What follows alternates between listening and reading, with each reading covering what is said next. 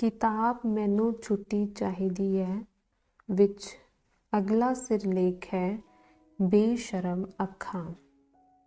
ਕੀ ਕਦੇ ਸ਼ਬਦਾਂ ਦੇ ਏਕਾਧਿਕਾਰ ਬਾਰੇ ਵੀ ਗੱਲ ਹੋਵੇਗੀ ਜਾਂ ਫਿਰ ਮੌਕਿਆਂ ਦੀ ਸਮਾਨਤਾ ਇੱਕ ਸੁਣਿਆ ਸੁਣਾਇਆ ਮੁਹਾਵਰਾ ਬਣ ਕੇ ਰਹਿ ਜਾਵੇਗਾ? ਦਰਅਸਲ ਇਹ ਸਾਰੀ ਖੇਡ ਮਾਨਸਿਕ ਬਣਤਰ ਦੀ ਹੈ। ਲਗਾਤਾਰ ਦਬਾਅ ਨੇ ਮੇਰੇ ਮਨ, ਆਤਮਾ ਅਤੇ ਦਿਮਾਗ ਦੇ ਤਾਰ ਇਸ ਤਰ੍ਹਾਂ ਉਲਝਾ ਦਿੱਤੇ ਹਨ ਕਿ ਮੈਨੂੰ ਸਮਝ ਹੀ ਨਹੀਂ ਆਉਂਦਾ ਕਿਹੜਾ ਵਿਸ਼ਾ ਆਤਮਾ ਨਾਲ ਸੰਬੰਧਿਤ ਹੈ ਅਤੇ ਕਿਹੜਾ ਦਿਮਾਗ ਨਾਲ। ਜਿਵੇਂ ਮੈਨੂੰ ਇਹ ਸਮਝ ਨਹੀਂ ਆਉਂਦਾ ਕਿ ਕਦੋਂ ਪਿਆਰ ਵਿੱਚ ਮੈਨੂੰ ਵਰਤ ਲਿਆ ਜਾਂਦਾ ਹੈ। ਇਸੇ ਤਰ੍ਹਾਂ ਜਦੋਂ ਕੋਈ ਆਫਿਸ ਵਿੱਚ ਮੇਰੀ ਪ੍ਰਸ਼ੰਸਾ ਕਰਦਾ ਹੈ ਤਾਂ ਮੈਂ ਸਮਝ ਨਹੀਂ ਪਾਉਂਦੀ ਕਿ ਇਹ ਮੇਰੀ ਯੋਗਤਾ ਨੂੰ ਅੰਡਰਲਾਈਨ ਕੀਤਾ ਜਾ ਰਿਹਾ ਹੈ ਜਾਂ ਮੇਰੇ ਔਰਤਪੁਣੇ ਨੂੰ ਸਹਿਲਾਇਆ ਜਾ ਰਿਹਾ ਹੈ, ਅਤੇ ਮੈਨੂੰ ਸਮਝ ਨਹੀਂ ਆਉਂਦਾ ਕਿ ਇਸ ਦੇ ਜਵਾਬ ਵਿੱਚ ਮੈਂ ਕੀ ਕਰਾਂ। ਕੀ ਮੁਸਕਰਾ ਦੇਵਾਂ? ਉਹ ਬਾਕੀ ਸਹਿਕਰਮੀਆਂ ਵਿੱਚ ਇਸ ਮੁਸਕਾਨ ਦੀ ਕਿਹੋ ਜਿਹੀ ਵਿਆਖਿਆ ਕਰੇਗਾ? ਹਜੇ ਪਰਸੋਂ ਹੀ ਜਦੋਂ ਮੈਂ RTV ਤੋਂ ਘਰ ਪਰਤ ਰਹੀ ਸੀ, ਸਾਰੇ ਯਾਤਰੀ ਗਰਮੀ, ਹੁਮਸ ਅਤੇ ਥਕਾਨ ਨਾਲ ਬੇਹੋਸ਼ ਹੋ ਰਹੇ ਸਨ।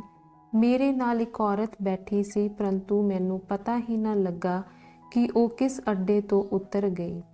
ਉਸ ਦੀ ਥਾਂ ਇੱਕ ਆਦਮੀ ਆ ਬੈਠਾ। ਇਹ ਗੱਲ ਮੈਨੂੰ ਕੁਝ ਦੇਰ ਬਾਅਦ ਪਤਾ ਲੱਗੀ ਅਤੇ ਮੈਂ ਜਿਵੇਂ ਪਹਿਲਾਂ ਔਰਤ ਨਾਲ ਲੱਗ ਕੇ ਆਰਾਮ ਨਾਲ ਬੈਠੀ ਸੀ ਉਵੇਂ ਹੀ ਬੈਠੀ ਰਹੀ। ਜਦੋਂ ਮੈਨੂੰ ਪਤਾ ਲੱਗਿਆ ਤਾਂ ਮੈਂ ਇੱਕਦਮ ਸੁੰਗੜ ਗਈ ਅਤੇ ਲੰਮਾ ਸਮਾਂ ਪਰੇਸ਼ਾਨ ਰਹੀ।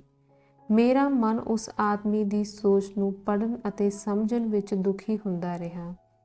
ਉਹ ਇੰਨਾ ਸਮਾਂ ਮੇਰੇ ਬਾਰੇ ਕੀ ਸੋਚਦਾ ਰਿਹਾ ਹੋ, ਅਤੇ ਇਹ ਸੋਚਣਾ ਬਿਨਾਂ ਕਾਰਨ ਤਾਂ ਨਹੀਂ ਸੀ। ਮੈਂ ਕਾਫੀ ਬੁੱਧੀਮਾਨ ਲੋਕਾਂ ਵਿੱਚ ਕੰਮ ਕਰਦੀ ਹਾਂ, ਪਰੰਤੂ ਉਹਨਾਂ ਨੂੰ ਅਕਸਰ ਭੱਦੀਆਂ ਟਿੱਪਣੀਆਂ ਕਰਦੇ ਸੁਣਿਆ ਹੈ। ਉਹਨਾਂ ਦੀਆਂ ਅੱਖਾਂ ਦੀ ਤਾਂ ਗੱਲ ਹੀ ਛੱਡੋ। ਮੈਨੂੰ ਲੱਗਦਾ ਹੀ ਨਹੀਂ ਬਲਕਿ ਮੇਰਾ ਦਾਅਵਾ ਹੈ ਕਿ ਮਰਦ ਦੀਆਂ ਅੱਖਾਂ ਦੁਨੀਆ ਦੀ ਸਭ ਤੋਂ ਬੇਸ਼ਰਮ ਸ਼ੈ ਹੈ। ਮੈਨੂੰ ਲੱਗਦਾ ਹੈ ਕਿ ਜਿਸਨੇ ਐਕਸ-ਰੇ ਮਸ਼ੀਨ ਤਿਆਰ ਕੀਤੀ ਉਸਨੇ ਵੀ ਮਰਦਾਂ ਦੀਆਂ ਅੱਖਾਂ ਤੋਂ ਹੀ ਪ੍ਰੇਰਨਾ ਲਈ ਹੋਵੇਗੀ। ਇਹਨਾਂ ਅੱਖਾਂ ਨੇ ਹੀ ਔਰਤਾਂ ਦੀ ਆਤਮਾ ਨੂੰ ਜ਼ਖਮੀ ਕਰਨ ਵਾਲੇ ਮਸਲੇ ਅਤੇ ਮੁੱਦੇ ਲੱਭ ਕੇ ਇਹੋ ਜਿਹੇ ਨੇਮ ਬਣਾਏ ਹੋਣਗੇ ਕਿ ਦੁਖੀ ਮਨ ਨਾਲ ਅਸੀਂ ਸਦੀਆਂ ਤੱਕ ਜਿਉਂਦੀਆਂ ਅਤੇ ਮਰਦੀਆਂ ਰਹੀਏ। ਇਸੇ ਤਰ੍ਹਾਂ ਮਰ ਕੇ ਜਿਉਣ ਦੀ ਕੋਸ਼ਿਸ਼ ਕਰਦੀਆਂ ਦੋ ਔਰਤਾਂ ਨੂੰ ਮੈਂ ਬਹੁਤ ਨੇੜਿਓਂ ਦੇਖਿਆ ਹੈ, ਇੱਕ ਮੇਰੀ ਨਾਨੀ ਅਤੇ ਦੂਜੀ ਦਾਦੀ। ਅਗਲਾ ਸਿਰਲੇਖ ਹੈ ਡੈਨ ਵਿੱਚ ਬਦਲਦੀ ਮੇਰੀ ਨਾਨੀ। ਭਗਤਣੀ ਨਾਨੀ ਅਸਲ ਵਿੱਚ ਮੇਰੀ ਮਾਂ ਦੀ ਨਾਨੀ ਸੀ, ਪਰ ਅਸੀਂ ਸਾਰੇ ਵੀ ਉਸਨੂੰ ਨਾਨੀ ਹੀ ਆਖਦੇ ਸੀ।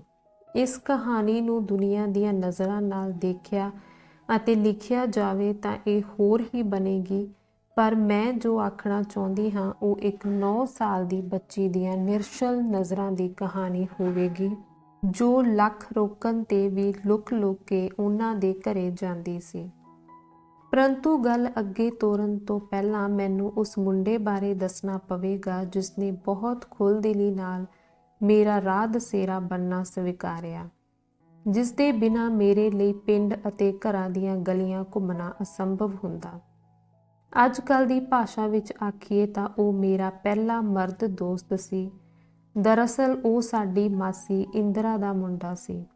ਅਸਲ ਵਿੱਚ ਮੁਨਮੁਨ ਮੇਰਾ ਮਾਮਾ ਲੱਗਦਾ ਸੀ, ਪਰ ਕਿਉਂਕਿ ਅਸੀਂ ਇੱਕੋ ਉਮਰ ਦੇ ਸਾਂ ਇਸ ਲਈ ਮੈਂ ਉਸਨੂੰ ਮਾਮਾ ਆਖਣ ਦੇ ਬੰਧਨ ਤੋਂ ਆਜ਼ਾਦ ਸਾਂ। ਉਸਦੇ ਕਾਰਨ ਹੀ ਮੈਂ ਉਹ ਸਾਰੀਆਂ ਥਾਵਾਂ ਘੁੰਮੀਆਂ ਜਿੱਥੇ ਜਾਣਾ ਜਾਂ ਖੜੇ ਹੋਣਾ ਕੁੜੀਆਂ ਲਈ ਤਾਂ ਕੀ ਘਰ ਦੇ ਮੁੰਡਿਆਂ ਲਈ ਵੀ ਵਰਜਿਤ ਸੀ। ਸੋਚਦੀ ਹਾਂ ਕਿ ਜੇਕਰ ਮੁਨਮੁਨ ਮੇਰੀ ਜ਼ਿੰਦਗੀ ਵਿੱਚ ਨਾ ਹੁੰਦਾ ਤਾਂ ਮੇਰਾ ਦੇਖਣ ਦਾ ਘੇਰਾ ਇੰਨਾ ਵਿਸ਼ਾਲ ਨਾ ਹੁੰਦਾ, ਅਤੇ ਘੱਟ ਦੇਖਣ ਕਾਰਨ ਸੋਚ ਦਾ ਦਾਇਰਾ ਵੀ ਛੋਟਾ ਰਹਿ ਜਾਂਦਾ। ਹਜੇ ਪਰਸੋਂ ਦੀ ਹੀ ਗੱਲ ਹੈ, ਮੇਰੀ ਇੱਕ ਅਜਿਹੇ ਵਿਦਿਆਰਥੀ ਨਾਲ ਗੱਲ ਹੋਈ ਜੋ ਭਾਗਲਪੁਰ ਦੰਗਿਆਂ ਤੇ ਕੰਮ ਕਰ ਰਿਹਾ ਸੀ। ਉਸਨੇ ਦੱਸਿਆ ਕਿ ਕਿਵੇਂ ਉਸਨੇ ਟਰੈਕਟਰਾਂ, ਮੋਟਰਸਾਈਕਲਾਂ ਤੇ ਪਿੰਡ ਘੁੰਮ ਕੇ, ਝੋਪੜੀਆਂ ਵਿੱਚ ਸੌਂ ਕੇ, ਕਿਤੇ ਵੀ ਕੁਝ ਖਾ ਕੇ ਤੱਥ ਇਕੱਠੇ ਕੀਤੇ। ਅਲੱਗ-ਅਲੱਗ ਚੀਜ਼ਾਂ ਇਕੱਠੀਆਂ ਕਰਨ ਦੀ ਪ੍ਰਕਿਰਿਆ ਕਿੰਨੀ ਪਿਆਰੀ, ਕਿੰਨੀ ਕਸ਼ਟਦਾਇਕ ਅਤੇ ਕਿੰਨੀ ਅਮੀਰ ਹੁੰਦੀ ਹੈ, ਪਰ ਅੱਧੀ ਆਬਾਦੀ ਨੂੰ ਜਾਣ ਬੁੱਝ ਕੇ ਇਸ ਸ਼ਾਨਦਾਰ ਪ੍ਰਕਿਰਿਆ ਤੋਂ ਵਾਂਝੀ ਰੱਖਿਆ ਗਿਆ ਹੈ। ਮਰਦਾਂ ਦੇ ਜੀਵਨ ਵਿੱਚ ਅਨੁਭਵ ਦੀ ਗੌਰਵਸ਼ਾਲੀ ਪਰੰਪਰਾ ਦੇ ਕਿੰਨੇ ਸ਼ਬਦ ਹਨ। ਪੜਾਕੂ, ਰਿਸ਼ੀ, ਕੁਮੱਕੜ, ਫੱਕਰ, ਅਣਕੜ ਆਦਿ। ਅਤੇ ਮੇਰੀ ਸਮਝ ਵਿੱਚ ਇਹ ਸਾਰੇ ਸ਼ਬਦ ਇਸੇ ਮੁਕਤ ਕਰਨ ਵਾਲੀ ਸ਼ਾਨਦਾਰ ਪ੍ਰਕਿਰਿਆ ਵਿੱਚੋਂ ਪੈਦਾ ਹੋਏ ਹਨ। ਇਹਨਾਂ ਨੂੰ ਪੈਦਾ ਕਰਨ ਵਾਲੇ ਵੀ ਮਰਦ ਹਨ ਅਤੇ ਇਹਨਾਂ ਦਾ ਉਪਯੋਗ ਕਰਨ ਵਾਲੇ ਵੀ। ਮੈਂ ਲਿਖਦਿਆਂ ਅਕਸਰ ਭਟਕ ਜਾਂਦੀ ਹਾਂ। ਕਿਸੇ ਦੀ ਭੁੱਖ, ਕਿਸੇ ਦੀ ਪਿਆਸ, ਕਿਸੇ ਦੀਆਂ ਇੱਛਾਵਾਂ 24 ਘੰਟੇ ਮੇਰੇ ਦਿਮਾਗ ਉੱਤੇ ਸਵਾਰ ਰਹਿੰਦੀਆਂ। ਮੇਰਾ ਸਾਰਾ ਵਕਤ, ਸਾਰੀ ਜ਼ਿੰਦਗੀ ਅਲੱਗ-ਅਲੱਗ ਕੰਮਾਂ ਨਾਲ ਜੁੜੀ ਹੋਈ ਹੈ।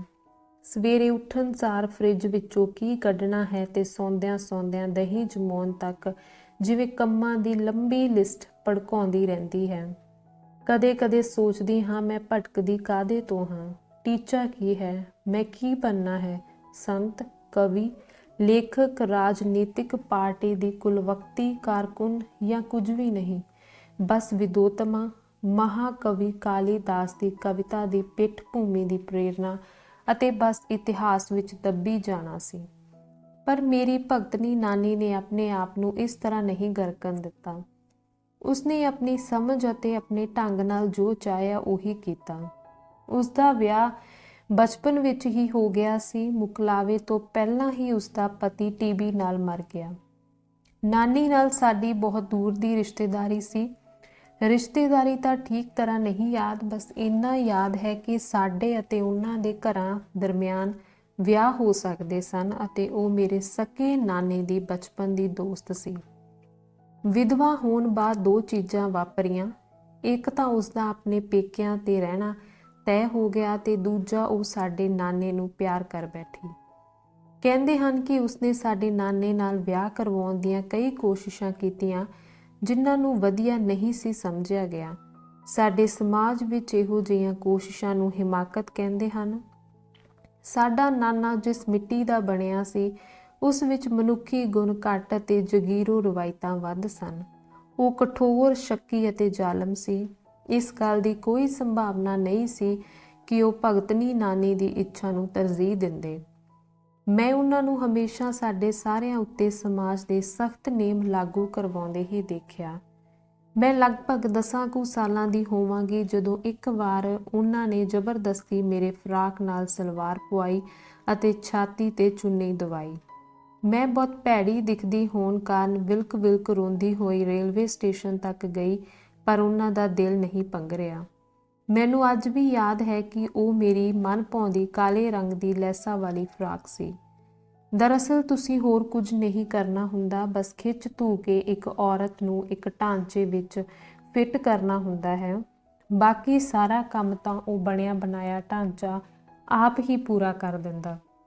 ਮੇਰੀ ਇੱਕ ਛੋਟੀ ਭੈਣ ਦਾ ਖਿਆਲ ਹੈ ਕਿ ਪਾਰੇ ਵਾਲਾ ਸੰਧੂਰ ਸਾਲਾਂ ਤੱਕ ਹੌਲੀ ਔਰਤ ਦੇ ਸਿਰ ਦੇ ਮੁਸਾਮਾਂ ਰਾਹੀਂ ਅੰਦਰ ਰਿਸਦਾ ਰਹਿੰਦਾ ਹੈ ਅਤੇ ਉਹਨਾਂ ਨੂੰ ਦੱਬੂ, ਤਣਾਅਗ੍ਰਸਤ ਅਤੇ ਮੋਟੀ ਮੱਤ ਦੀਆਂ ਬਣਾ ਦਿੰਦਾ ਹੈ। ਹੋ ਸਕਦਾ ਹੈ ਕਿ ਤੁਸੀਂ ਮੇਰਾ ਯਕੀਨ ਨਾ ਕਰੋ, ਪਰ ਮੈਨੂੰ ਉਸ ਦਿਨ ਦੀ ਘਟਨਾ ਵਿੱਚੋਂ ਨਿਕਲਣ ਲਈ ਕਈ ਸਾਲ ਲੱਗੇ। ਮੇਰੇ ਹੀ ਸਰੀਰ ਦਾ ਇੱਕ ਹਿੱਸਾ, ਮੇਰੀਆਂ ਛਾਤੀਆਂ, ਕਈ ਸਾਲਾਂ ਤੱਕ ਮੇਰੇ ਲਈ ਸ਼ਰਮਿੰਦਗੀ ਦਾ ਕਾਰਨ ਬਣੀਆਂ ਰਹੀਆਂ। ਮਰਦਾਂ ਨੂੰ ਇੱਕ ਪ੍ਰਯੋਗ ਕਰਨਾ ਚਾਹੀਦਾ ਹੈ। ਥੋੜ੍ਹੇ ਦਿਨ ਸਵੇਰ ਤੋਂ ਸ਼ਾਮ ਤੱਕ ਸਿਰ ਢੱਕ ਕੇ ਰੱਖਣਾ ਚਾਹੀਦਾ ਹੈ। ਕੁਝ ਦਿਨਾਂ ਬਾਅਦ ਤੁਹਾਨੂੰ ਪਤਾ ਲੱਗੇਗਾ ਕਿ ਤੁਸੀਂ ਸਿਰ ਚੱਕ ਕੇ ਤੁਰਨ ਅਤੇ ਅੱਖਾਂ ਵਿੱਚ ਅੱਖਾਂ ਪਾ ਕੇ ਗੱਲ ਕਰਨ ਦੇ ਯੋਗ ਹੀ ਨਹੀਂ ਰਹੇ। ਅੱਜ ਸਮਝ ਆਉਂਦਾ ਹੈ ਕਿ ਭਗਤਣੀ ਨਾਨੀ ਨੇ ਪਿਆਰ ਦਾ ਇਸ ਤਰ੍ਹਾਂ ਸਰਵਜਨਿਕ ਹੋ ਜਾਣਾ ਕਿਵੇਂ ਜਰਿਆ ਹੋਵੇਗਾ। ਕਹਿੰਦੇ ਨੇ ਕਿ ਉਸਨੇ ਸਿੱਧਾ ਨਾਨੇ ਨੂੰ ਪ੍ਰਪੋਜ਼ ਕਰ ਦਿੱਤਾ ਅਤੇ ਮਾਣ ਨਾਲ ਇਹ ਵੀ ਜੋੜਿਆ ਜਾਂਦਾ ਹੈ ਕਿ ਨਾਨੇ ਨੇ ਇਨਕਾਰ ਕਰ ਦਿੱਤਾ ਸੀ। ਮੁਨਮੁਨ ਮੈਨੂੰ ਚੋਰੀ ਛੁਪੇ ਭਗਤਣੀ ਨਾਨੀ ਦੇ ਘਰੇ ਲੈ ਜਾਂਦਾ ਸੀ। ਮੈਂ ਜਦ ਤੋਂ ਉਸਨੂੰ ਦੇਖਿਆ, ਉਹ ਚਿੱਟੀ ਸਾੜੀ ਵਿੱਚ ਵਲੇਟੀ ਇੱਕ ਬੁੱਢੀ ਔਰਤ ਸੀ ਜੋ ਸਾਰਾ ਦਿਨ ਪੂਜਾ ਪਾਠ ਕਰਦੀ ਰਹਿੰਦੀ ਸੀ। ਉਹ ਘਰੋਂ ਬਿਲਕੁਲ ਬਾਹਰ ਨਹੀਂ ਨਿਕਲਦੀ ਸੀ ਅਤੇ ਉਸਦਾ ਸਿਰ ਮੁੰਨਿਆ ਹੋਇਆ ਸੀ। ਉਹ ਆਪਣੇ ਸਮਾਨ ਨੂੰ ਕਿਸੇ ਨੂੰ ਹੱਥ ਨਹੀਂ ਲਾਉਣ ਦਿੰਦੀ। ਉਸਨੇ ਪਿਛਲੇ ਕਈ ਸਾਲਾਂ ਤੋਂ ਆਪਣੇ ਆਪ ਨੂੰ ਪਵਿੱਤਰਤਾ ਦੇ ਜਾਲ ਵਿੱਚ ਇਸ ਤਰ੍ਹਾਂ ਕੱਸ ਕੇ ਬੰਨ੍ਹਿਆ ਹੋਇਆ ਸੀ ਜਿਵੇਂ ਇਸ ਵਿੱਚ ਹਵਾ ਦਾ ਬੁੱਲਾ ਵੀ ਦਾਖਲ ਹੋਇਆ ਤਾਂ ਅਨਰਥ ਹੋ ਜਾਵੇਗਾ। ਨਾਨੇ ਦਾ ਵਿਆਹ ਬਹੁਤ ਤਕੜੇ ਘਰ ਦੀ ਪਰੀ ਵਰਗੀ ਕੁੜੀ ਨਾਲ ਹੋਇਆ, ਜਿਸ ਨੂੰ ਉਸਨੇ ਸਾਰੀ ਉਮਰ ਜੁੱਤੀ ਦੀ ਨੋਕ ਤੇ ਰੱਖਿਆ। ਮੰਦੇ ਭਾਗਾਂ ਕਾਰਨ ਉਸਦੇ ਬੱਚੇ ਜਨਮ ਲੈਂਦਿਆਂ ਹੀ ਮਰ ਜਾਂਦੇ ਸੀ, ਪਰ ਉਸ ਸਮੇਂ ਦੀ ਬਿਮਾਰ ਮਾਨਸਿਕਤਾ ਨੇ ਇਸ ਦਾ ਸਾਰਾ ਦੋਸ਼ ਭਗਤਣੀ ਨਾਨੀ ਉੱਤੇ ਲਾਇਆ ਅਤੇ ਪੂਰੇ ਪਿੰਡ ਵਿੱਚ ਇਹ ਭਿਅੰਕਰ ਗੱਲ ਫੈਲ ਗਈ ਕਿ ਪੂਜਾ ਪਾਠ ਦਾ ਇੱਕ ਢਕੋਸਲਾ ਹੈ। ਅਸਲ ਵਿੱਚ ਭਗਤਣੀ ਨਾਨੀ ਇੱਕ ਢੋਂਗਣ ਹੈ, ਉਹ ਤਾਂ ਡੈਣ ਹੈ ਅਤੇ ਈਰਖਾ ਕਾਰਨ ਨਾਨੀ ਦੇ ਸਾਰੇ ਬੱਚਿਆਂ ਉੱਤੇ ਟੂਣਾ ਕਰ ਦਿੰਦੀ ਹੈ। ਜਦੋਂ ਮੁਨਮੁਨ ਨੇ ਮੈਨੂੰ ਇਹ ਸਾਰਾ ਕੁਝ ਦੱਸਿਆ ਤਾਂ ਮੇਰਾ ਛੋਟਾ ਜਿਹਾ ਦਿਮਾਗ ਦੰਗ ਰਹਿ ਗਿਆ। ਉਦੋਂ ਸਿਧਾਂਤ, ਪ੍ਰਤੀਰੋਧ ਅਤੇ ਨਾਰੀ ਚੇਤਨਾ ਵਰਗੀਆਂ ਗੱਲਾਂ ਦੀ ਕੋਈ ਸਮਝ ਨਹੀਂ ਸੀ, ਪਰ ਸਾਡੇ ਦੋਹਾਂ ਅਵਾਰਾਗਰਦਾਂ ਵਿੱਚ ਕੁਝ ਸੀ ਜਿਸ ਕਾਰਨ ਅਸੀਂ ਲੁਕ-ਲੁਕ ਕੇ ਭਗਤਣੀ ਨਾਨੀ ਦੇ ਘਰੇ ਜਾਂਦੇ ਰਹੇ। ਬੇਸ਼ੱਕ ਨਾਨੀ ਸਾਡੇ ਨਾਲ ਗੱਲਾਂ ਘੱਟ ਕਰਦੀ ਅਤੇ ਦੁਰਕਾਰਦੀ ਵੱਧ ਸੀ। ਡੈਨ ਸ਼ਬਦ ਨੇ ਉਸਦੇ ਜੀਵਨ ਵਿਚਲੀ ਸਾਰੀ ਸੰਵੇਦਨਾ ਸੋਖ ਲਈ ਸੀ। ਵੱਡੇ ਘਰ ਦੀ ਧੀ ਸੀ, ਇਸ ਲਈ ਉਹ ਖੁੱਲ੍ਹੇਆਮ ਬੇਇੱਜ਼ਤ ਨਹੀਂ ਹੋਈ, ਪਰ ਇਸ ਇਲਜ਼ਾਮ ਥੱਲੇ ਜਿਉਂਦੇ ਜੀ ਆਪਣੇ ਆਪ ਹੀ ਦਫਨ ਹੋ ਗਈ। 2 ਕੁ ਦਿਨ ਪਹਿਲਾਂ ਮੇਰੀ ਮਾਂ ਆਈ ਸੀ। ਮੈਂ ਮਾਂ ਨੂੰ ਭਗਤਣੀ ਨਾਨੀ ਬਾਰੇ ਪੁੱਛਿਆ ਤਾਂ ਉਸਨੇ ਕਿਹਾ ਕਿ ਉਹ ਸਾਡੇ ਘਰ ਦੀ ਨੌਂ ਸੀ ਅਤੇ ਉਸਦੇ ਪਤੀ ਦੀ ਬੇਵਕਤ ਮੌਤ ਹੋ ਗਈ ਸੀ। ਇਹ ਸਭ ਕੁਝ ਬਹੁਤ ਬਚਪਨ ਵਿੱਚ ਹੀ ਹੋ ਗਿਆ ਸੀ। ਸਾਡਾ ਨਾਨਾ ਰਿਸ਼ਤੇ ਵਿੱਚ ਦਿਓਰ ਅਤੇ ਨਾਨੀ ਦਾ ਪਿਆਰਾ ਬਾਲ ਮਿੱਤਰ ਸੀ। ਇਸ ਗੱਲ ਵਿੱਚ ਕੀ ਹੈਰਾਨੀ ਹੈ ਕਿ ਵਿਧਵਾ ਹੋਣ ਦੇ ਅਹਿਸਾਸ ਨਾਲ ਆਪਣੇ ਬਾਲ ਮਿੱਤਰ ਤੋਂ ਪਿਆਰ ਦੀ ਇੱਛਾ ਅਤੇ ਭਾਵਨਾ ਜ਼ਿਆਦਾ ਵੱਧ ਗਈ ਹੋਵੇ। ਸਾਡੇ ਸਮਾਜ ਵਿੱਚ ਦਿਓਰ ਨਾਲ ਵਿਆਹ ਕੋਈ ਅਣਹੋਣੀ ਗੱਲ ਨਹੀਂ ਹੋਣੀ ਸੀ, ਬਲਕਿ ਕਈ ਵਾਰ ਪਰਿਵਾਰਾਂ ਵਿੱਚ ਜਾਇਦਾਦ ਦੇ ਮਸਲਿਆਂ ਦੇ ਹੱਲ ਲਈ ਧੱਕੇ ਨਾਲ ਵੀ ਅਜਿਹੇ ਵਿਆਹ ਕੀਤੇ ਜਾਂਦੇ ਹਨ ਅਤੇ ਕਈ ਵਾਰ ਤਾਂ ਵਿਧਵਾ ਆਸ਼ਰਮਾਂ ਵਿੱਚ ਦੇਹ ਦੇ ਪੱਧਰ ਉੱਤੇ ਅਤੇ ਘਰਾਂ ਦੇ ਕੰਮਕਾਜ ਲਈ ਵਿਧਵਾਵਾਂ ਦਾ ਇਸਤੇਮਾਲ ਕੀਤਾ ਜਾਂਦਾ ਹੈ। ਪਰੰਤੂ ਇੱਥੇ ਇਸ ਸਭ ਦੇ ਦਰਮਿਆਨ ਪਿਆਰ ਆ ਗਿਆ ਸੀ। ਪਿਆਰ ਸਵੀਕਾਰ ਨਾ ਹੋਇਆ ਅਤੇ ਨਾਨੀ ਨੇ ਚੁੱਪਚਾਪ ਜਾਦੂ ਟੂਣਾ ਕਰਨ ਵਾਲੀ ਦੀ ਛਵੀ ਧਾਰਨ ਕਰ ਲਈ। ਕਿਤੇ ਇਹ ਵੀ ਹਰ ਤਰ੍ਹਾਂ ਦੇ ਸ਼ੋਸ਼ਣ ਤੋਂ ਬਚਣ ਦਾ ਇੱਕ ਢੰਗ ਤਾਂ ਨਹੀਂ ਸੀ। ਮੈਨੂੰ ਲੱਗਦਾ ਹੈ ਕਿ ਜੇਕਰ ਤੁਸੀਂ ਸਮਾਜ ਦੇ ਇੱਕ ਹਿੱਸੇ ਨੂੰ ਲਗਾਤਾਰ ਦਬਾਉਂਦੇ ਅਤੇ ਸਤਾਉਂਦੇ ਰਹੋ ਤਾਂ ਕਈ ਵਾਰ ਉਸਦੇ ਵਿਵਹਾਰ ਵਿੱਚ ਕੋਈ ਤਾਰਕਿਕਤਾ ਨਹੀਂ ਬਚਦੀ ਅਤੇ ਉਹ ਸਿਰਫ ਫੌਰੀ ਹੱਲ ਦੇ ਢੰਗ ਸੋਚਦਾ ਹੈ। ਉਹ ਆਪਣੇ ਅੰਦਰ ਕੋਈ ਦੂਰ ਦ੍ਰਿਸ਼ਟੀ ਪੈਦਾ ਨਹੀਂ ਕਰ ਸਕਦਾ ਅਤੇ ਦੂਜਾ ਬੁੱਧੀਮਾਨ ਸੁਵਿਧਾ ਸੰਪੰਨ ਵਰਗ ਇਸ ਸਥਿਤੀ ਦਾ ਪੂਰਾ ਫਾਇਦਾ ਉਠਾਉਂਦਾ ਹੋਇਆ ਲੀਡਰਸ਼ਿਪ ਵਾਲੀਆਂ ਭੂਮਿਕਾਵਾਂ ਨੂੰ ਹੜਪ ਲੈਂਦਾ ਹੈ। ਇੱਥੋਂ ਤੱਕ ਕਿ ਜਮਾਤੀ ਵੰਡੀਆਂ ਦੀ ਸਭ ਤੋਂ ਜ਼ਿਆਦਾ ਗੱਲ ਕਰਨ ਵਾਲੀ ਅਤੇ ਵਰਗ ਦੇ ਸੁਭਾਅ ਨੂੰ ਸਮਝਣ ਦਾ ਦਾਅਵਾ ਕਰਨ ਵਾਲੀ ਪਾਰਟੀ ਵੀ ਕੀ ਇਸ ਦਵੰਦ ਅਤੇ ਇਸ ਹਿੱਸੇ ਨੂੰ ਸਮਝ ਪਾਉਂਦੀ ਹੈ। ਅਗਲਾ ਸਿਰਲੇਖ ਹੈ ਉਰਮੀ ਦੀ ਭੂਮਿਕਾ। ਇੱਕ ਵਿਅਕਤੀ ਜਾਂ ਇੰਜ ਆਖੋ ਕਿ ਇੱਕ ਪ੍ਰਬੁੱਧ ਵਿਅਕਤੀ ਵੀ ਆਪਣੀ ਪਤਨੀ ਔਰਤ ਨਾਲ ਕਿਵੇਂ ਗੱਲ ਕਰਦਾ ਹੈ, ਅਲੱਗ-ਅਲੱਗ ਮੁੱਦਿਆਂ ਉੱਤੇ ਉਸਦੇ ਹਾਵ ਭਾਵ ਕਿਵੇਂ ਬਦਲਦੇ ਹਨ, ਸੁਰ ਕਿਵੇਂ ਉੱਚੀ ਨੀਵੀਂ ਹੁੰਦੀ ਹੈ, ਇਸ ਬਾਰੇ ਇੱਕ ਖੋਜਪੂਰਨ ਫਿਲਮ ਬਣਾਈ ਜਾਣੀ ਚਾਹੀਦੀ ਹੈ। ਇਸ ਫਿਲਮ ਨੂੰ ਦੇਖਣਾ ਦਿਲਚਸਪ ਹੋਵੇਗਾ। ਜਦੋਂ ਉਸ ਦਿਨ ਉਰਮੀ ਮੇਰੇ ਘਰ ਆਈ ਤਾਂ ਇਹ ਗੱਲ ਮੇਰੇ ਦਿਮਾਗ ਵਿੱਚ ਆਈ। ਉਰਮੀ ਮੇਰੀ ਦੋਸਤ ਹੈ। ਉਸਦਾ ਸਫਲ ਅਤੇ ਸੁਖੀ ਘਰ ਹਮੇਸ਼ਾ ਹੀ ਸਾਡੇ ਦਰਮਿਆਨ ਚਰਚਾ ਦਾ ਵਿਸ਼ਾ ਬਣਿਆ ਰਹਿੰਦਾ ਹੈ, ਪਰ ਉਸ ਦਿਨ ਉਹ ਆਈ ਤਾਂ ਉਸਦੇ ਚਿਹਰੇ ਦੀ ਉਹ ਚਮਕ ਗਾਇਬ ਸੀ ਜੋ ਉਸਦੇ ਵਿਅਕਤੀਤਵ ਦਾ ਖਾਸ ਹਿੱਸਾ ਸੀ। ਅਕਸਰ ਉਹ ਆਉਂਦਿਆਂ ਹੀ ਕੰਮ ਵਿੱਚ ਮਦਦ ਕਰਨ ਲੱਗਦੀ ਜਾਂ ਕੋਈ ਸਲਾਹ ਦੇਣ ਲੱਗਦੀ ਸੀ। ਦਰਅਸਲ ਉਰਮੀ ਆਪਣੀ ਘਰ ਬਾਰਨ ਵਾਲੀ ਸ਼ਾਨਦਾਰ ਮੁੱਖ ਭੂਮਿਕਾ ਵਿੱਚ ਇਸ ਤਰ੍ਹਾਂ ਪ੍ਰਸਿੱਧ ਅਤੇ ਸਵੀਕਾਰੀ ਜਾ ਚੁੱਕੀ ਸੀ ਕਿ ਉਹ ਇਸ ਵਿੱਚੋਂ ਨਿਕਲ ਹੀ ਨਹੀਂ ਸਕਦੀ ਸੀ। ਪਰ ਉਸ ਦਿਨ ਮੈਨੂੰ ਕੁਝ ਚੁੱਭ ਰਿਹਾ ਸੀ।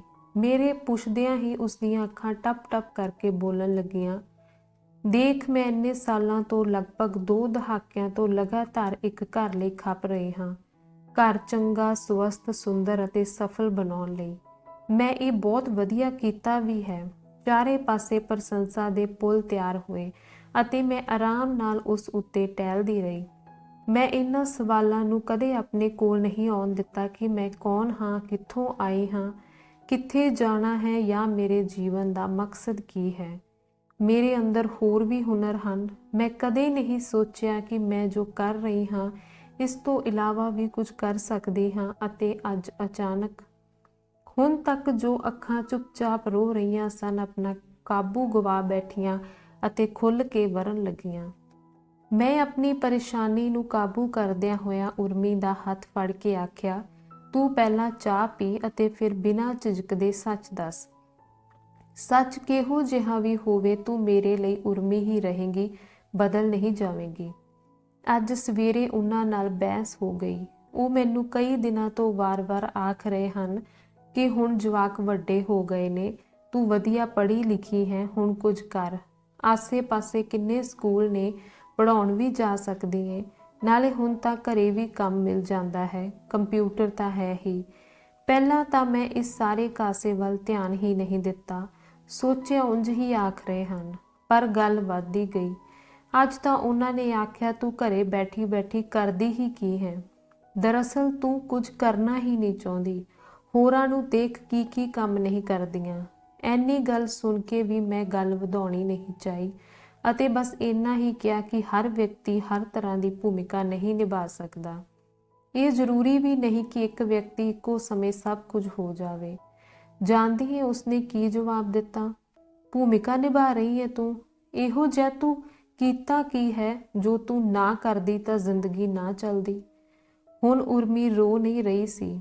ਇਹ ਆਖ ਉਹ ਇਸ ਤਰ੍ਹਾਂ ਚੁੱਪ ਹੋ ਗਈ ਜਿਵੇਂ ਹੁਣ ਉਸਨੂੰ ਨਵੇਂ ਸਿਰੇ ਤੋਂ ਬੋਲਣਾ ਅਤੇ ਸ਼ਬਦਾਂ ਦਾ ਨਵਾਂ ਉਚਾਰਨ ਕਰਨਾ ਸਿੱਖਣਾ ਪਵੇਗਾ, ਜਾਂ ਫਿਰ ਉਹ ਭਾਸ਼ਾ ਸਿੱਖਣੀ ਪਵੇਗੀ ਜਿਸ ਵਿੱਚ ਦੁੱਖ ਅਤੇ ਅਪਮਾਨ ਜ਼ਿਆਦਾ ਪ੍ਰਭਾਵਸ਼ਾਲੀ ਢੰਗ ਨਾਲ ਪੇਸ਼ ਕੀਤਾ ਜਾ ਸਕੇ। ਉਰਮੀ ਤਾਂ ਜਾਣਦੀ ਵੀ ਨਹੀਂ ਸੀ ਕਿ ਇੱਕ ਦਿਨ ਉਸਨੂੰ ਇਹੋ ਜਿਹੀ ਇੱਕ ਭੂਮਿਕਾ ਦੀ ਪਰਿਭਾਸ਼ਾ ਘੜਨੀ ਪਵੇਗੀ। ਉਰਮੀ ਤਾਂ ਜਿਵੇਂ ਕੋਈ ਸੋਹਣਾ ਸੁਪਨਾ ਦੇਖ ਰਹੀ ਸੀ ਅਤੇ ਕਿਸੇ ਨੇ ਜਿਵੇਂ ਗਰਮ ਚੀਜ਼ ਲਾ ਕੇ ਪੁੱਛਿਆ ਹੋਵੇ, ਧਰਤੀ ਉੱਤੇ ਇਸ ਤੋਂ ਬਿਨਾਂ ਕਰਨ ਨੂੰ ਕੋਈ ਹੋਰ ਕੰਮ ਨਹੀਂ। ਅਤੇ ਠੀਕ ਵੀ ਤਾਂ ਹੈ ਕਿ ਝੂਠੇ ਸੁਪਨੇ ਦੇਖਣਾ ਵੀ ਕੋਈ ਕੰਮ ਹੈ। ਉਰਮੀ ਦਾ ਸੁਪਨਾ ਟੁੱਟਿਆ ਸੀ, ਉਸਦਾ ਭਰਮ ਖਿੰਡ ਗਿਆ ਸੀ। ਉਰਮੀ ਦੁਖੀ ਅਤੇ ਅਪਮਾਨਿਤ ਸੀ, ਪਰ ਇਹ ਗੱਲ ਤਾਂ ਇੱਕ ਗੱਲ ਸੀ। ਦੂਜਾ ਵੱਡਾ ਸਵਾਲ ਜੋ ਮੂੰਹ ਟੱਡੀ ਖੜਾ ਸੀ ਉਹ ਇਹ ਸੀ ਕਿ ਹੁਣ ਉਰਮੀ ਕੀ ਕਰੇਗੀ? ਉਸ ਘਰ ਦਾ ਸਾਹਮਣਾ ਕਿਵੇਂ ਕਰੇਗੀ? ਕੀ ਉਸੇ ਤਰ੍ਹਾਂ ਮਾਣ ਅਤੇ ਤਸੱਲੀ ਨਾਲ ਉਹ ਉਸ ਘਰ ਦੀ ਸਾਂਭ ਸੰਭਾਲ ਕਰ ਸਕੇਗੀ? ਅਤੇ ਜੇਕਰ ਕੋਈ ਕੰਮ ਅਰਥਾਤ ਭੂਮਿਕਾ ਵਾਲਾ ਕੰਮ ਲੱਭ ਵੀ ਲਵੇ ਤਾਂ ਕੀ ਇਹ ਉਰਮੀ ਦੇ ਬਣਨ ਅਤੇ ਵਿਸਥਾਰ ਪਾਉਣ ਦੀ ਸੰਭਾਵਿਤ ਪ੍ਰਕਿਰਿਆ ਹੋਵੇਗੀ? ਉਰਮੀ ਦੀ ਇਸ ਸਮਾਜ ਵਿੱਚ ਕੀ ਭੂਮਿਕਾ ਹੋਵੇਗੀ, ਇਹ 15 ਸਾਲ ਪਹਿਲਾਂ ਕਿਉਂ ਨਹੀਂ ਸੋਚਿਆ ਗਿਆ? ਉਰਮੀ ਕੋਈ ਫਿੱਲਰ ਤਾਂ ਨਹੀਂ ਹੈ। ਜਦੋਂ ਘਰ ਨੂੰ ਉਸਦੀ ਲੋੜ ਸੀ ਤਾਂ ਘਰੇ ਤੁੰਨ ਦਿੱਤਾ ਅਤੇ ਜਦੋਂ ਘਰ ਦੀ ਲੋੜ ਘਟ ਗਈ ਤਾਂ ਉਸਨੂੰ ਧੱਕੇ ਨਾਲ ਬਾਹਰ ਦੀ ਭੂਮਿਕਾ ਲਈ ਕੱਢਿਆ ਜਾਣ ਲੱਗਿਆ ਅਤੇ ਉਹ ਵੀ ਉਸਦੀ 15 ਸਾਲ ਨਿਭਾਈ ਪੂਰੀ ਭੂਮਿਕਾ ਨੂੰ ਨਕਾਰ ਕੇ। ਅਗਲਾ ਸਿਰਲੇਖ ਹੈ ਗੋਰੀ ਸੋਵੇਂ ਸੇਜ ਪਰ। ਮੈਂ ਬਚਪਨ ਤੋਂ ਸੁਣਦੀ ਆ ਰਹੀ ਸੀ ਕਿ ਛਾਪ ਤਿਲਕ ਸਭ ਛੀਨ ਲੀਰੇ ਮੋਸੇ ਨੈਣਾ ਮਿਲਾਏ ਕੇ। ਜਦੋਂ ਮੈਨੂੰ ਇਸ ਗੀਤ ਦਾ ਠੀਕ ਅਰਥ ਨਹੀਂ ਪਤਾ ਸੀ ਉਦੋਂ ਵੀ ਇਸ ਗੀਤ ਵਿੱਚ ਇਹੋ ਜਿਹੀ ਕੋਈ ਖਿੱਚ, ਕੋਈ ਆਕਰਸ਼ਣ ਸੀ ਕਿ ਮੈਂ ਇਸ ਨੂੰ ਅਕਸਰ ਹੀ ਸੁਣਦੀ ਅਤੇ ਗਾਉਂਦੀ ਰਹਿੰਦੀ। ਫਿਰ ਵੱਡੀ ਹੋਈ ਤਾਂ ਸਾਰੇ ਸ਼ਬਦ ਆਪਣੇ ਅਰਥਾਂ ਸਣੇ ਮੇਰੇ ਸਾਹਮਣੇ ਖੜੇ ਹੋ ਗਏ ਅਤੇ ਇਹ ਮੇਰਾ ਮਨਪਸੰਦ ਗੀਤ ਬਣ ਗਿਆ। ਇਹ ਗੀਤ ਮੈਨੂੰ ਇੰਨਾ ਪਿਆਰਾ ਸੀ ਕਿ ਮੇਰੀ ਧੀ ਵੀ ਮੇਰੇ ਨਾਲ ਗਾਉਂਦੀ, ਤੇਰੇ ਰੰਗ ਜ਼ੇਬਾ ਬਲ ਜਾਹੂੰ ਆਪਣੇ ਸੌ ਰੰਗ ਦੀਨੋ ਰੇ ਮੋਸੇ ਨੈਣਾ ਮਿਲਾਏ ਕੇ। ਜਦੋਂ ਮੈਂ ਫੈਸਲਾ ਕੀਤਾ ਕਿ ਮੈਂ ਇੱਕ ਦਿਨ ਅਮੀਰ ਖੁਸਰੋ ਅਤੇ ਉਸਦੇ ਵਧੀਆ ਮਿੱਤਰ ਨਿਜ਼ਾਮੂਦੀਨ ਔਲੀਆ ਨੂੰ ਮਿਲਣ ਜਾਵਾਂਗੀ, ਉਹਨਾਂ ਦੀ ਮਜ਼ਾਰ 'ਤੇ ਗੋਡਿਆਂ ਭਾਰ ਬੈਠ ਕੇ ਆਪਣੀ ਹੌਲੀ ਪੇਂਡੂ ਜ਼ੁਬਾਨ ਵਿੱਚ ਇਹੀ ਗੀਤ ਗਾਵਾਂਗੀ, ਪ੍ਰੇਮ ਅਗਨ ਕਾ ਮਧੂਆ ਪਿਲਾਏ ਕੇ, ਤਾਂ ਸ਼ਾਇਦ ਇਹ ਔਲੀਆ ਅਤੇ ਕਵੀ ਨੂੰ ਮੇਰੀ ਸੱਚੀ ਭਾਵਨਾਤਮਕ ਸ਼ਰਧਾਂਜਲੀ ਹੋਵੇਗੀ। ਹਜ਼ਰਤ ਨਿਜ਼ਾਮੂਦੀਨ ਦੀ ਗਲੀ ਵਿੱਚ ਵੜਦਿਆਂ ਜਦੋਂ ਗਰਮ ਬਿਰਿਆਨੀ, ਠੰਡਾ ਪਾਣੀ ਵਰਗੀਆਂ ਆਵਾਜ਼ਾਂ ਮੇਰੇ ਕੰਨਾਂ ਵਿੱਚ ਵੱਜ ਰਹੀਆਂ ਸਨ ਤਾਂ ਸਾਰੇ ਮਰਦ, ਖੁਦਾ ਦੇ ਨੇਕ ਬੰਦੇ ਗੋਡਿਆਂ ਭਾਰ ਬੈਠੇ ਅੱਲਾ ਦੇ ਰੂਬਰੂ ਸਨ ਅਤੇ ਸਾਰੀਆਂ ਔਰਤਾਂ ਜੋ ਨਮਾਜ਼ ਪੜ੍ਹਨ ਨਹੀਂ ਜਾਂਦੀਆਂ, ਬਾਹਰ ਦਲਾਨ ਵਿੱਚ ਪੈਰਾਂ ਭਾਰ ਬੈਠੀਆਂ ਹੋਈਆਂ ਦੋ ਮਰਦਾਂ ਨੂੰ ਉਡੀਕ ਰਹੀਆਂ ਸਨ, ਇੱਕ ਉੱਪਰ ਵਾਲਾ ਅਤੇ ਇੱਕ ਥੱਲੇ ਵਾਲਾ। ਨਮਾਜ਼ ਖਤਮ ਹੋਈ ਤਾਂ ਨੇਕ ਬੰਦੇ ਬਾਹਰ ਆਉਣ ਲੱਗੇ। ਉਹਨਾਂ ਤੋਂ ਪਹਿਲਾਂ ਦੋ ਮੌਲਵੀ ਆਏ ਅਤੇ ਸਾਨੂੰ ਔਰਤਾਂ ਨੂੰ ਆਖਣ ਲੱਗੇ, ਪਾਸੇ ਹਟੋ, ਨਮਾਜ਼ ਕਰਕੇ ਆਉਣ ਵਾਲਿਆਂ ਲਈ ਰਸਤਾ ਛੱਡੋ। ਉਹਨਾਂ ਦੇ ਹੁਕਮ ਵਿੱਚੋਂ ਅਜਿਹਾ ਪ੍ਰਤੀਤ ਹੋ ਰਿਹਾ ਸੀ ਜਿਵੇਂ ਸਾਡੇ ਵਿੱਚੋਂ ਕੋਈ ਉਹਨਾਂ ਦੇ ਨਾਲ ਲੱਗ ਗਈ ਤਾਂ ਜਿਵੇਂ ਕਿਆਮਤ ਆ ਜਾਵੇਗੀ। ਉਦੋਂ ਹੀ ਉਹਨਾਂ ਵਿੱਚੋਂ ਇੱਕ ਮੌਲਵੀ ਨੇ ਕਿਹਾ ਕਿ ਇਹ ਔਰਤਾਂ ਸੁਣਦੀਆਂ ਕਿਉਂ ਨਹੀਂ, ਅਤੇ ਦੂਜੇ ਨੇ ਜਵਾਬ ਦਿੱਤਾ ਕਿ ਮੁਸਲਮਾਨ ਹੁੰਦੀਆਂ ਤਾਂ ਸੁਣਦੀਆਂ, ਇਹਨਾਂ ਨੂੰ ਉਰਦੂ ਜ਼ੁਬਾਨ ਨਹੀਂ ਆਉਂਦੀ। ਮੈਂ ਜਿੱਥੇ ਖੜੀ ਸਾਂ ਉੱਥੇ ਹੀ ਰੁਕ ਗਈ। ਠੀਕ ਕਿਹਾ ਕਿ ਔਰਤ ਬਸ ਔਰਤ ਹੀ ਰਹਿੰਦੀ ਹੈ। ਸਭ ਧਰਮਾਂ ਲਈ ਮਰ ਖੱਪ ਜਾਣ ਦੇ ਬਾਵਜੂਦ ਨਾ ਕਦੇ ਹਿੰਦੂ ਹੁੰਦੀ ਹੈ ਅਤੇ ਨਾ ਮੁਸਲਮਾਨ। ਧਰਮ ਉਹਨਾਂ ਨੂੰ ਦੋਹਾਂ ਪੈਰਾਂ ਉੱਤੇ ਬਰਾਬਰ ਖੜੇ ਹੋਣ ਦੀ ਇਜਾਜ਼ਤ ਵੀ ਨਹੀਂ ਦਿੰਦੇ। ਗੱਲ ਇੱਥੇ ਮੁੱਕ ਗਈ ਹੁੰਦੀ ਤਾਂ ਠੀਕ ਸੀ, ਪਰ ਹਜੇ ਤਾਂ ਮੈਂ ਹੋਰ ਬਹੁਤ ਕੁਝ ਦੇਖਣਾ ਸੀ। ਅੰਦਰ ਜਾਣ ਤੋਂ ਬਾਅਦ ਪਤਾ ਲੱਗਿਆ ਕਿ ਅਸੀਂ ਹਜ਼ਰਤ ਖੁਸਰੋ ਅਤੇ ਨਿਜ਼ਾਮੂਦੀਨ ਔਲੀਆ ਦੀ ਮਜ਼ਾਰ 'ਤੇ ਜਾ ਹੀ ਨਹੀਂ ਸਕਦੇ। ਇਸ ਮਜ਼ਾਰ ਉੱਤੇ ਔਰਤਾਂ ਦੇ ਜਾਣ ਦੀ ਮਨਾਹੀ ਹੈ। ਵੱਧ ਤੋਂ ਵੱਧ ਅਸੀਂ ਧੱਕੇ ਨਾਲ ਮਜ਼ਾਰ ਦੇ ਬਾਹਰ ਵਾਲੇ ਬਰਾਂਡੇ ਵਿੱਚ ਖੜੀਆਂ ਹੋ ਸਕਦੀਆਂ ਸਾਂ। ਇਤਰ ਫੁਲੇਲਾਂ ਦੀਆਂ ਮਹਿਕਾਂ ਦੇ ਵਿੱਚ ਵੀ ਇੱਕ ਤਿੱਖੀ ਜ਼ੰਗੀਰੂ ਹਵਾੜ ਜ਼ਬਰਦਸਤੀ ਮੇਰੇ ਨੱਕ ਨੂੰ ਚੜ੍ਹ ਰਹੀ ਸੀ। ਮਰਦਾਂ ਨੇ ਅਮੀਰ ਖੁਸਰੋ ਦੀ ਮਜ਼ਾਰ ਨੂੰ ਚੁੰਮਣਾ ਸੀ, ਉਸ ਉੱਤੇ ਚਾਦਰ ਚੜਾਉਣੀ ਸੀ, ਪ੍ਰਸ਼ਾਦ ਚੜਾਉਣਾ ਸੀ।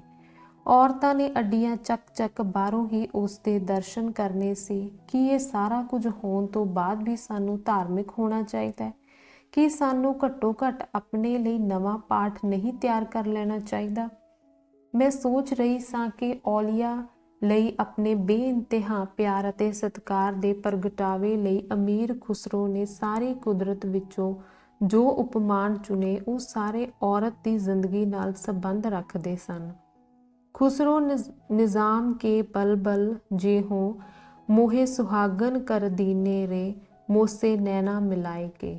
ਜਦੋਂ ਨਿਜ਼ਾਮੂਦੀਨ ਔਲੀਆ ਇਸ ਦੁਨੀਆ ਵਿੱਚ ਨਹੀਂ ਰਹੇ ਤਾਂ ਅਮੀਰ ਖੁਸਰੋ ਦੇ ਮੂੰਹੋਂ ਆਪ ਮੁਹਾਰੇ ਨਿਕਲਿਆ, ਗੋਰੀ ਸੋਵੇਂ ਸੇਜ ਪਰ ਮੁਖ ਪਰ ਡਾਰੇ ਕੇਸ, ਚੱਲ ਖੁਸਰੋ ਗਰ ਆਪਣੇ ਰਹਿਣ ਭਈ ਚੌਦੇਸ।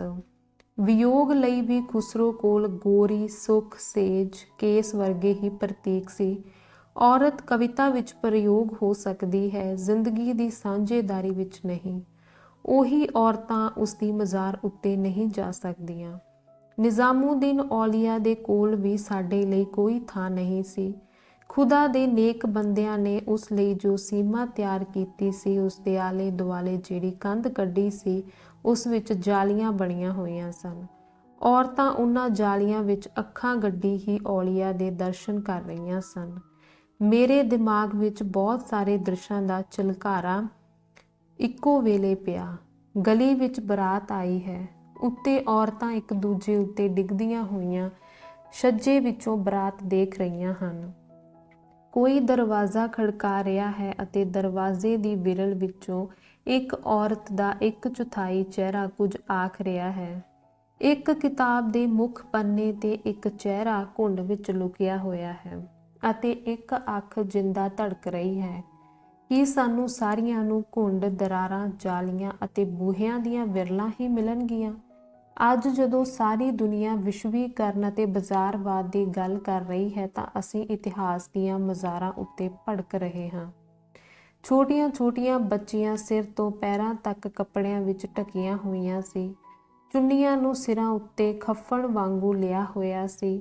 ਛੋਟੇ ਹੱਥ ਚੁੰਨੀਆਂ ਨੂੰ ਸਿਰ ਤੋਂ ਡਿੱਗਣ ਤੋਂ ਬਚਾਉਣ ਵਿੱਚ ਵਿਅਸਤ ਸਨ। ਇਹ ਹੱਥ ਕਦੋਂ ਮੁਕਤ ਹੋਣਗੇ? ਦੁਨੀਆ ਨੂੰ ਕਦੋਂ ਸੰਭਾਲਣਗੇ? ਅਤੇ ਜਦੋਂ ਤੱਕ ਸੰਭਾਲਣਗੇ, ਦੁਨੀਆ ਪਤਾ ਨਹੀਂ ਕਿੱਥੇ ਪਹੁੰਚ ਚੁੱਕੀ ਹੋਵੇਗੀ। ਹੁਣ ਜਦੋਂ ਮੈਂ ਕਲਾਸ ਵਿੱਚ ਭਾਰਦੇਤੂ ਪੜ੍ਹਾ ਰਹੀ ਹਾਂ ਕਿ ਭਾਰਤ ਦੁਰਦਸ਼ਾ ਦੇਖੀ ਨਾ ਜਾਏ, ਤਾਂ ਮੈਨੂੰ ਲੱਗਦਾ ਹੈ ਕਿ ਮੈਂ ਇਕਾਂਤ ਵਿੱਚ ਖੜੀ ਆਪਣੇ ਆਪ ਨਾਲ ਗੱਲਾਂ ਕਰ ਰਹੀ ਹਾਂ। ਅਤੇ ਜਦੋਂ ਮੈਂ ਪਰਤਾਂਗੀ ਤਾਂ ਦੁਨੀਆ ਬਦਲ ਚੁੱਕੀ ਹੋਵੇਗੀ। ਉਸ ਦੁਨੀਆ ਦੇ ਅੰਤਰ ਦਵੰਦ ਤੋਂ ਬਚਣ ਲਈ ਮੈਂ ਫਿਰ ਇਕਾਂਤ ਵਿੱਚ ਪਰਤ ਜਾਵਾਂਗੀ ਅਤੇ ਵੱਧ ਜ਼ੋਰ ਨਾਲ ਪੜ੍ਹਾਵਾਂਗੀ, ਭਾਰਤ ਦੁਰਦਸ਼ਾ ਦੇਖੀ ਨਾ ਜਾਏ। ਇਸ ਪੂਰੇ ਦ੍ਰਿਸ਼ ਵਿੱਚ ਇੱਕ ਚੀਜ਼ ਸੀ ਜੋ ਪੂਰੇ ਦ੍ਰਿਸ਼ ਨੂੰ ਝੰਜੋੜ ਰਹੀ ਸੀ। ਉਹ ਮੇਰੀ ਧੀ ਦੀ ਆਵਾਜ਼ ਸੀ। ਸਾਨੂੰ ਅੰਦਰ ਕਿਉਂ ਨਹੀਂ ਜਾਣ ਦੇ ਰਹੇ? ਜਦੋਂ ਮੈਂ ਆਖਿਆ ਕਿ ਇੱਥੇ ਔਰਤਾਂ ਨੂੰ ਅੰਦਰ ਨਹੀਂ ਜਾਣ ਦਿੰਦੇ ਤਾਂ ਉਸਨੇ ਜਿਵੇਂ ਆਪਣਾ ਫੈਸਲਾ ਸੁਣਾਉਂਦੇ ਹੋਏ ਕਿਹਾ, ਫਿਰ ਤੂੰ ਮੈਨੂੰ ਅਜਿਹੀ ਥਾਂ ਲਿਆਈ ਕਿਉਂ? ਮੈਨੂੰ ਇੱਕ ਡਰ ਪਰੇਸ਼ਾਨ ਕਰ ਰਿਹਾ ਸੀ ਕਿ ਜੇਕਰ ਇੱਕ ਦਿਨ ਸਾਡੇ ਬੱਚੇ ਦੁਨੀਆ ਘੁੰਮ ਕੇ ਆਉਣ ਅਤੇ ਸਾਨੂੰ ਪੁੱਛਣ ਕਿ ਇਹੋ ਜਿਹੀ ਥਾਂ ਤੁਸੀਂ ਸਾਨੂੰ ਕਿਉਂ ਲਿਆਏ, ਫਿਰ ਉਸ ਤੋਂ ਬਾਅਦ ਮੈਂ ਸੀਪੀ ਜਾਣਾ ਸੀ ਜੋ ਕਿ ਇਸ ਤੋਂ ਅਲੱਗ ਦੁਨੀਆ ਸੀ। ਇਹੋ ਜਿਹੀਆਂ ਔਰਤਾਂ ਤੋਂ ਅਲੱਗ ਇੱਕ ਬਿਲਕੁਲ ਹੀ ਅਲੱਗ ਤਰ੍ਹਾਂ ਦੀ ਔਰਤਾਂ ਦੀ ਦੁਨੀਆ, ਅਲੱਗ ਤਰ੍ਹਾਂ ਦੀ ਬੋਲਬਾਣੀ ਅਤੇ ਵੱਖਰੀ ਤਰ੍ਹਾਂ ਦਾ ਪਹਿਰਾਵਾ। ਜਿਸਮ ਨੂੰ ਕਿੰਨਾ ਦਿਖਾਉਣਾ ਹੈ ਇਸ ਦੀਆਂ ਸੁਚੇਤ ਕੋਸ਼ਿਸ਼ਾਂ ਦਾ ਇੱਕ ਅਲੱਗ ਤਰ੍ਹਾਂ ਦਾ ਸਮੀਕਰਨ, ਪ੍ਰਦਰਸ਼ਨ ਦੀਆਂ ਹੱਦਾਂ ਲੰਘਦਾ ਪਹਿਰਾਵਾ। ਇੱਥੇ ਮੈਂ ਬਸ ਇੱਕ ਹੀ ਸਵਾਲ ਪੁੱਛਣਾ ਚਾਹਾਂਗੀ ਕਿ ਸਿਰ ਤੋਂ ਚੁੰਨੀ ਨਾ ਲਾਉਣ ਦੇਣ ਵਾਲੇ ਹੱਥ ਅਤੇ ਜੀਨ ਨੂੰ ਲੱਕ ਉੱਤੇ ਕਿੰਨਾ ਨੀਵਾਂ ਬੰਨ੍ਹਣਾ ਹੈ, ਕਿ ਇਹ ਦੋਵੇਂ ਇੱਕ ਹੀ ਵਿਅਕਤੀ ਵਿਵਸਥਾ ਦੇ ਨਹੀਂ ਹਨ? ਇਸ ਵਿੱਚ ਅਸੀਂ ਕਿੱਥੇ ਹਾਂ? ਉਹ ਚਾਹੇ ਬਾਜ਼ਾਰ ਅਤੇ ਦੁਨੀਆ ਦੀ ਵਿਵਸਥਾ ਹੋਵੇ ਜਾਂ ਫਿਰ ਰੱਬ ਅਤੇ ਧਾਰਮਿਕ ਰੀਤੀ ਰਿਵਾਜ਼ਾਂ ਦੀ, ਤਾਂ ਕਿ ਇਸ ਵਿਵਸਥਾ ਨੂੰ ਮੁੱਢ ਤੋਂ ਉਲਟ ਦੇਣ ਦੀ ਜ਼ਰੂਰਤ ਨਹੀਂ। ਮੰਜੂ ਮਾਇਆ ਜਿਸਨੇ ਬਲਾਤਕਾਰ ਤੋਂ ਬਾਅਦ ਆਤਮ ਹੱਤਿਆ ਕਰ ਲਈ, ਗੀਤਾ, ਕਿਰਨ, ਗਾਇਤਰੀ, ਅਰਚਨਾ, ਮੀਤਾ ਜੋ ਹੁਣ ਇਸ ਦੁਨੀਆ ਵਿੱਚ ਨਹੀਂ ਹਨ, ਇਹ ਸਾਰੇ ਮਹਿਜ ਨਾਮ ਨਹੀਂ ਹਨ। ਮੇਰੀ ਆਤਮਾ ਦੀਆਂ ਕੰਧਾਂ ਉੱਤੇ ਜਿਵੇਂ ਖੁਰਚ ਕੇ ਇਹ ਸਾਰੇ ਨਾਂ ਖੁੰਨ ਦਿੱਤੇ ਗਏ ਹਨ।